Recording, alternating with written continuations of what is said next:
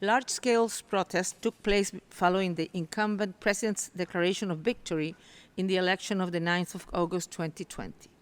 The government responded with a massive crackdown, including widespread excessive use of force. Protesters were beaten until they lost consciousness. Crowd control agents such as stun grenades and rubber-coated steel bullets were fired directly at demonstrators, causing many severe injuries.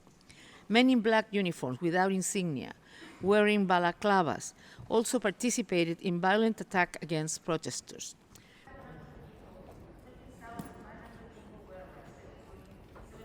Over those 5 days, some 13,500 people were arrested, including 700 children.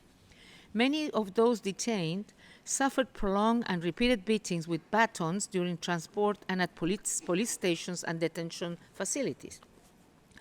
Identical forms of torture and ill treatment were replicated in numerous locations, suggesting widespread systematic practices of torture and ill treatment seeking to punish and deter individuals for their real or perceived opposition to the government.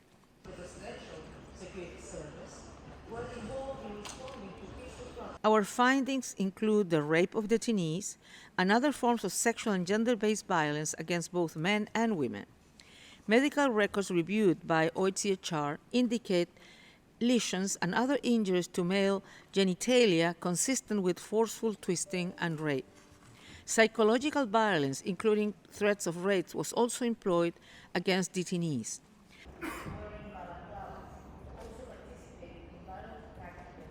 The Investigative Committee of Belarus, a national body that is nominally independent from the Ministry of Internal Affairs, exercises authority in pre-trial criminal proceedings. Our examination spoke to several people who submitted complaints of torture or ill treatment to this committee following their release.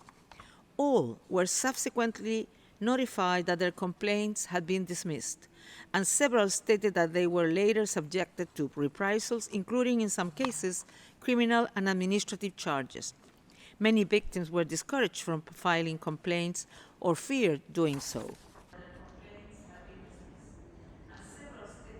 1,085 people are currently in prison on politically motivated charges, including human rights defenders, journalists, opposition members, and ordinary citizens expressing dissent.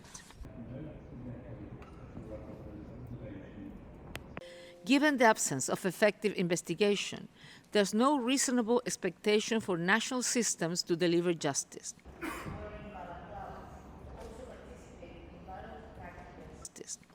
The scale and patterns of the violations identified in this report, their widespread and systematic nature, and evidence of official policy in respect of their collective execution by multiple state organs, warrant further assessment, including from the perspective of applicable international criminal law.